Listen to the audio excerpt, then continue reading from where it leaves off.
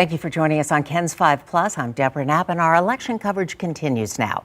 We have a team of reporters tracking local and state races, and we have two political experts joining us, providing analysis of the vote here in Bexar County and across the state. Joining me now are Laura Barberena, a Democratic communications consultant, and Diane Rath, Secretary of the Republican Party of Bexar County. Thanks so much for being with us tonight and for your expert analysis. Let's take a look right now at the race for U.S. Senate. We just heard from Ted Cruz. It was expected to be a close race. Republican Senator Ted Cruz challenged by Colin Allred, 54% for Ted Cruz, 44% for Colin Allred. Now, this is a race that broke records for how much money was spent, $160 million. More money spent in this race by the two nominees than in any other Senate race, according to the federal election reports. What happened with Colin Allred here? I mean, it was supposed to be a close race.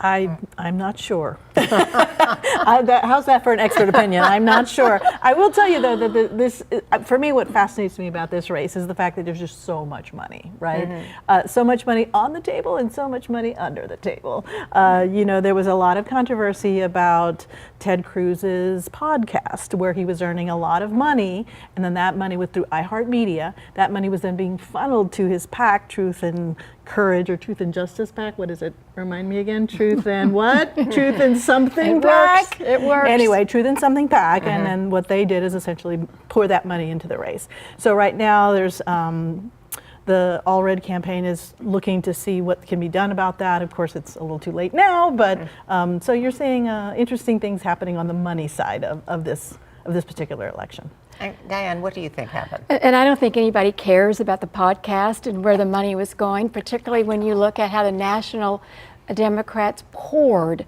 money into that race and how the speaker just poured money coming down. But when you really look at where the voter turnout is and the strategy, because Allred's strategy was controversial from the very beginning.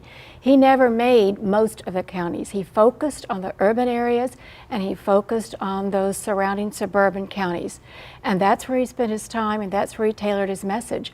And I think that there's been a very strong rejection of his policies and his philosophy.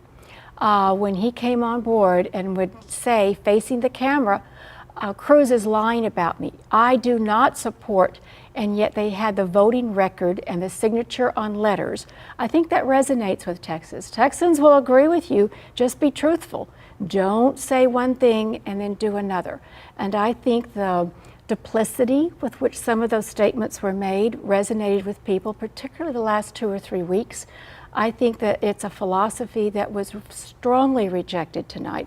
And I think Cruz truly does represent the majority of Texans, and they spoke very loudly tonight. Well, I don't think Cruz is a pillar of truth himself. Let's just start there. But I certainly think that Colin Allred ran a campaign that was more like a congressional campaign, right? Beto was very different. Beto sort of, his whole thing was, I'm going to touch every single county and I'm going to go all over the place. And I'm going to my skateboard and I'm going to be on social media 24/7. Very interesting campaign, proved to be not very successful. Allred did a different approach, right? Allred did a different approach where he really kind of ran it again, like what you said, focusing on these high urban areas, which is much more like a congressional campaign would be done. And I know I'm saying it over and over again, but you have to look at turnout. The turnout in those traditional Democrat strongholds has just not been as anticipated. Okay. And it'll be for analysts in the future to figure out why.